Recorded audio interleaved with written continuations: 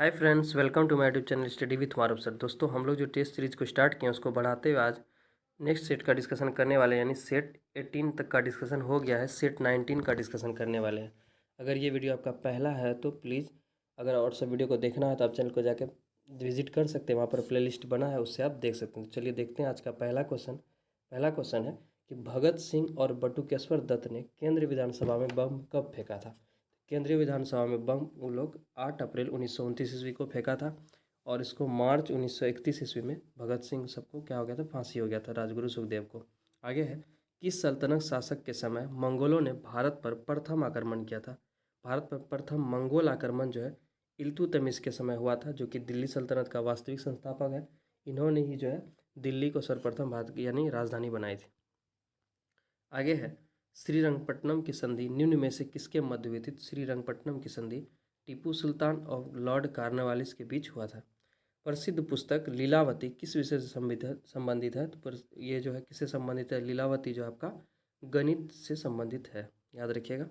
आगे देखते हैं दोस्तों, आगे है, मुगल काल में दरोगा का पद किस विभाग से संबंधित था। देखिए, मुगल काल में दरोगा का पद जो है आपका टकसाल से संबंधित है। दोस्तों, अगर आप चैनल पर नए हैं, पहली बार चैनल को वीडियो देख रहे हैं, तो एक बार जरूर वीडियो को लाइक करें और चैनल को सब्सक्राइब करें, अपने फ्रेंड के साथ शेयर जरूर करें, क्योंकि नेक्स्ट दरोगा का बहाली बहुत ही भारी भरकम संख्या में आने वाली है। उसको बढ़ाते हम लोग। अगर आप डेली क्वेश्चन का सेट प्रैक्टिस करते हैं तो इससे आपका क्या होगा, क्वेश्चन पे पकड़ बनता है, उसके बाद फिर जो है आपका एग्जाम में थोड़ा हेल्प मिलेगा।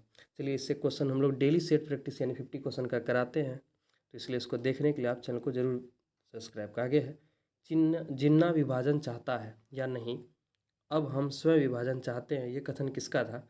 ये कथन आपका सरदार वल्लभ भाई पटेल का था।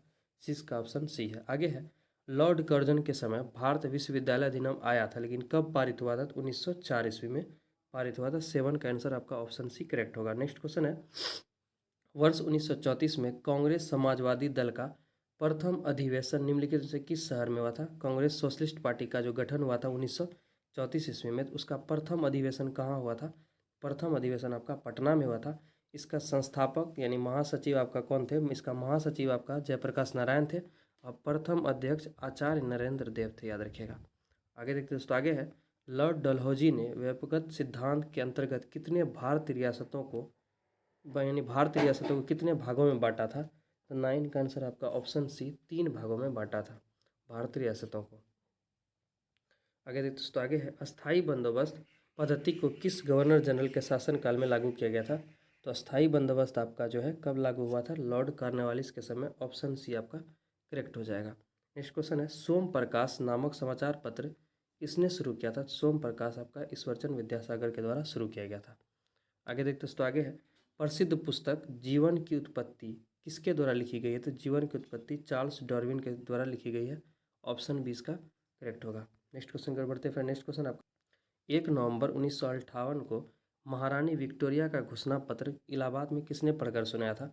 18 सुल्तान की क्रांति के बाद जो है क्या हुआ कि महारानी का एक घोषणा पत्र जारी होता है, जो कि इलाहाबाद में पढ़ा गया 1858 में। उसको कौन पढ़ा था, लॉर्ड कैनिंग। ऑप्शन 20 का क्या होगा, करेक्ट होगा। यही भारत का जो है भारत का अंतिम गवर्नर जनरल था और भारत का पहला वायसराय यही बना। वायसराय का जो पद है आपका, यही 1 नवंबर 1858 के अधिनियम के बाद आया था, याद रखिएगा। गवर्नर जनरल के पद को हटाकर वायसराय का पद लाया गया। आगे है, अंतिम मराठा पेशवा कौन था। अंतिम मराठा पेशवा कौन था आपका, बाजीराव द्वितीय। 14 का आंसर ऑप्शन सी करेक्ट होगा। आगे है, संपूर्ण भारत में जनगणना का कार्य कब शुरू किया गया। संपूर्ण भारत में, तो संपूर्ण भारत में 1881 ईस्वी में किया गया था। तो ऑप्शन सी इसका करेक्ट होगा। 15 का ऑप्शन सी, लॉर्ड लिटन के समय से। और पहला बार कोशिश किया था करवाने का कौन, लॉर्ड मेयो, याद रखिएगा, 1872 में। आगे है, शिमला का संत के नाम से किसे जाना जाता है। शिमला का संत से ए.ओ. ह्यूम को जाना जाता है, जिसे कांग्रेस का संस्थापक भी जाना जाता है। कांग्रेस के संस्थापक के रूप में हम लोग भी जानते हैं। आगे है, बिहार में नक्खास पिंड आंदोलन का संबंध किस निम्नलिखित में से किस आंदोलन से है। तो नक्खास पिंड का जो है संबंध आपका नमक तोड़ आंदोलन यानी कि सविनय अवज्ञा आंदोलन से है। ऑप्शन सी इसका करेक्ट होगा। आगे, भारत में स्थल रुद्ध यानी लैंड लॉक राज्यों की संख्या कितनी है, जिसकी सीमा अंतर्राष्ट्रीय सीमा को स्पर्श नहीं करती। यानी भारत में कितने राज्य हैं जो कि लैंड लॉक है, उसका सीमा जो है आपका अंतर्राष्ट्रीय सीमा से स्पर्श नहीं करता है। ऐसा आपका 18 का आंसर होगा। ऑप्शन सी 5 ऐसे राज्य हैं और 2 केंद्र शासित प्रदेश हैं। आगे है, निम्न में मैदानों का पश्चिम से पूर्व का सही क्रम क्या हो? इसका आंसर हो जाए आपका ऑप्शन, यानी कि 19 नंबर का आंसर है आपका ऑप्शन डी। इसके अकॉर्डिंग हम लोग देख लेते हैं, यानी कि पहले रोहेलखंड का मैदान आता है, फिर आपका क्या होगा अवध का मैदान, फिर मगध का मैदान, तब फिर लास्ट में मिथिला का मैदान। ये पश्चिम से पूर्व की ओर सही क्रम है। आगे देखते हैं, तो आगे है, माही नदी किस खाड़ी या सागर में गिरती है? तो माही नदी आपका खंभात की खाड़ी में गिरती है। ऑप्शन 20 का करेक्ट होगा। नेक्स्ट क्वेश्चन है, तालचेर उड़ीसा किसके लिए प्रसिद्ध, यानी उड़ीसा का जो तालचेर है किसके लिए प्रसिद्ध है? कोयला के खान के लिए। थारू जनजाति किस प्रदेश में नहीं मिलती है? बिहार, उत्तर प्रदेश, उत्तराखंड, इन तीनों में तो है, लेकिन जम्मू कश्मीर में थारू जनजाति नहीं है। तो 22 का आंसर होगा आपका ऑप्शन डी। नेक्स्ट क्वेश्चन अगर बढ़ते हैं, फिर नेक्स्ट क्वेश्चन है, विश्व की सबसे बड़ी प्लेट कौन सी है? तो विश्व की सबसे बड़ी प्लेट आपका प्रशांत प्लेट है। भूमिगत जल समस्त जल राशि का कितना प्रतिशत जल संचय करती है? तो 0.68%। ऑप्शन 20 का करेक्ट होगा। आगे है, नामीबा मरुस्थल का विस्तार क्षेत्र निम्नलिखित में से किन देशों में से है? अंगोला, नामीबिया, दक्षिण अफ्रीका। इसका आंसर होगा ऑप्शन डी, 1, 2 और 3, यानी तीनों देशों में है इसका। आगे है, निम्न शहरों को नदियों के किनारे बसे अवस्थिति का सही मिलान करें, यानी एक तरफ शहर है दूसरी तरफ किस नदी के किनारे बसा है उसको आपको मिलाना है। तो 26 का आंसर है आपका ऑप्शन सी। उसके अकॉर्डिंग हम लोग देख देते हैं, छपरा आपका सरयू नदी के किनारे बसा है, जहानाबाद दरधा नदी के किनारे, दरभंगा आपका किसके नदी बागमती नदी के किनारे, फतुहाज आपका पुनपुन नदी के किनारे बसा हुआ। तो ऑप्शन सी इसका करेक्ट होगा। नेक्स्ट क्वेश्चन है, घूमती हुई वस्तुओं का गति मापने का यंत्र को क्या कहते हैं? गायरोस्कोप कहते हैं। ऑप्शन 20 का करेक्ट होगा। समतल दर्पण से संबंधित निम्न कथनों में से कौन सा कथन असत्य है? 28 का आंसर है आपका असत्य कथन को पहचाना, यानी गलत। तो समतल दर्पण में बने प्रतिबिंब पार्श्व उत्क्रमित नहीं होता है, ये कथन क्या है इसका? गलत है समतल दर्पण के बारे में। आगे है, तेल जल की सतह या पृष्ठ पर फैल जाता है, इसका मुख्य कारण क्या है? तेल जो होता है वो जल की सतह पर फैलने लगता है, यानी तेल जो क्या होता है, तेल जो है, आप तेल और पानी को एक साथ दिखेगा तो पानी नीचे चला जाता है, तेल ऊपर में तैरने लगता है। तो ऐसा क्यों होता है? क्योंकि तेल का जो पृष्ठ तनाव है ना वो पानी से अधिक है। तो ऑप्शन सी इसका करेक्ट होगा। 29 नंबर का आंसर हो जाएगा आपका ऑप्शन, सॉरी, तेल का पृष्ठ तनाव पानी से अधिक नहीं है, तेल का पृष्ठ तनाव पानी से कम है। ऑप्शन डी इसका करेक्ट होना चाहिए। तेल का जो है तेल का पृष्ठ तनाव पानी से कम होता है, याद रखिएगा। आगे देखते हैं, और वर्षा का जल जो गोल हो जाता है, यानी पानी बूंद जो गोल होता है उसका भी कारण क्या है? पृष्ठ तनाव ही है, याद रखिएगा। आगे है, निम्नलिखित को सुमेलित करें। एक तरफ दिया है आपका जूल, यानी एक तरफ एसआई मात्रक दिया और किस में मापते हैं उसके बारे में। तो जूल को किस में मापते हैं? एम्पियर, वाट और वोल्ट। तो 30 का आंसर है आपका ऑप्शन सी। उसके अकॉर्डिंग हम लोग जूल को कार्य को जूल में मापते हैं। एम्पियर यानी धारा, विद्युत धारा, यानी एम्पियर को हम लोग विद्युत धारा को एम्पियर में, वाट मतलब शक्ति को वाट में मापते हैं, और वोल्ट जो है विभवांतर को वोल्ट यानी विभवांतर को वोल्ट में मापा जाता है। फिर से देख लीजिए, जूल का एसआई मात्रक कार्य होगा, उस यानी कार्य का एसआई मात्रक जूल होगा, सॉरी। उसके बाद विद्युत धारा का एसआई मात्रक एम्पियर होगा, और आपका इधर हो गया क्या सर, यानी शक्ति का एसआई मात्रक वाट होता है और विभवांतर का एसआई मात्रक वोल्ट होता है। तो इसका ऑप्शन सी करेक्ट होता है। नेक्स्ट क्वेश्चन है, निम्नलिखित में से किस बल के कारण दूध को मथने के पश्चात क्रीम दूध से पृथक हो, यानी दूध से क्रीम निकालने की क्रिया किस बल के कारण होता है? तो ऑप्शन सी इसका करेक्ट होगा, अपकेंद्रीय बल के कारण ऐसा होता है। आपका ध्वनि तरंगे निम्नलिखित में से किस माध्यम में नहीं चल सकेगी? तो ध्वनि तरंगे जो आपका है ऑप्शन डी, यानी कि निर्वात में जो है ये नहीं चल पाएगी, यानी निर्वात में ध्वनि तरंग नहीं चलती है, इसलिए अगर हम लोगों के बीच से हवा को हटा दे तो आदमी एक दूसरे का आवाज़ भी नहीं सुन पाएगा।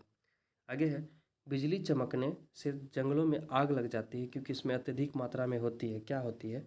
इसमें अत्यधिक मात्रा में विद्युत ऊर्जा होती है। ऑप्शन 20 का करेक्ट होगा।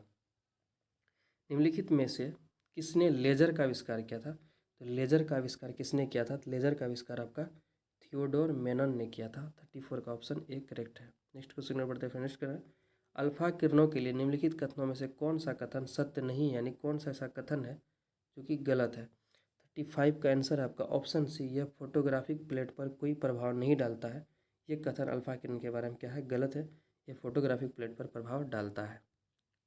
आगे, परमाणु भार के अनुसार तत्वों का सही क्रम को चिन्हित करें। परमाणु भार के अनुसार इन एटॉमिक मास के अकॉर्डिंग, तो ऐसा आंसर आपका ऑप्शन सी एल्युमिनियम से ज़्यादा एटॉमिक मास लोहा का, लोहा से ज़्यादा तांबा, और सबसे ज़्यादा इसमें कौन किसका है, चांदी का है। तो एल्युमिनियम, लोहा, तांबा और चांदी इसका करेक्ट आंसर होगा। आगे है, कच्चे आम में कौन सा अम्ल पाया जाता है, तो कच्चे आम में आपका टार्टरिक अम्ल पाया जाता है, ऑप्शन सी इसका करेक्ट होगा। आगे है, ब्लीचिंग पाउडर में कौन सा रासायनिक यौगिक होता है, ब्लीचिंग पाउडर में आपका कैल्शियम ऑक्सीक्लोराइड जो है ये यौगिक होता है। आगे देखते दोस्तों, आगे है, निम्नलिखित में से कौन सा बहुलक बुलेट प्रूफ वस्त्र बनाने में उपयोग किया जाता है, तो इसका आंसर है आपका 39 नंबर का ऑप्शन सी पॉलीएमाइड। याद रखिएगा कि निम्नलिखित में से कौन सा बहुलक बुलेट प्रूफ वस्त्र बनाने में उपयोग किया जाता है, तो पॉलीएमाइड का। आगे देखते दोस्तों, आगे है, सूखी सेल में निम्नलिखित में से कौन सी ऊर्जा पाई जाती है, तो सूखी सेल में आपका रासायनिक ऊर्जा पाई जाती है। गन मेटल में कौन सा अवयव रहता है, यानी गन मेटल बनाने में कौन सा अवयव का हम लोग प्रयोग करते हैं, तो तांबा, जस्ता एवं टीन होता है। गन मेटल में कौन सा अवयव होता है, तांबा, जस्ता एवं टीन। आगे देखते दोस्तों, आगे है, भारत इस्पात प्राधिकरण लिमिटेड देश का एक उदाहरण है, किसका उदाहरण है, तो 42 का 20 सार्वजनिक क्षेत्र उद्योग का एक उदाहरण है, भारत इस्पात प्राधिकरण। आगे है, जवाहर नवोदय विद्यालय की स्थापना की सिफारिश का आधार था, यानी जवाहर नवोदय विद्यालय जो बना है उसका मेन सिफारिश का आधार क्या था, 43 का आंसर आपका ऑप्शन है राष्ट्रीय शिक्षा नीति 1986 के तहत राजीव गांधी के समय हुआ था। आगे है, जुगनू एक प्रकार का क्या है, कीट है, ऑप्शन बी करेक्ट है। आगे है, एपीफाइटस यानी अधिपादक वे पौधे हैं जो अन्य पौधे पर निर्भर है, भोजन के लिए, छाया के लिए, जल के लिए या यांत्रिक अवलंबन के लिए। इसका आंसर आपका ऑप्शन डी यांत्रिक अवलंबन के लिए है, जिसे हम लोग एपीफाइटस कहते हैं। आगे है, मनुष्य के शरीर की दूसरी सबसे बड़ी ग्रंथि कौन है, पहली सबसे बड़ी ग्रंथि आपका यकृत लीवर है, दूसरी सबसे बड़ी ग्रंथि आपका क्या हो जाएगा, अग्नाशय। 46 का आंसर आपका ऑप्शन ए होगा। आगे है, हेपेटाइटिस बी होने का मुख्य कारण क्या है, आपका वायरस है, विषाणु है।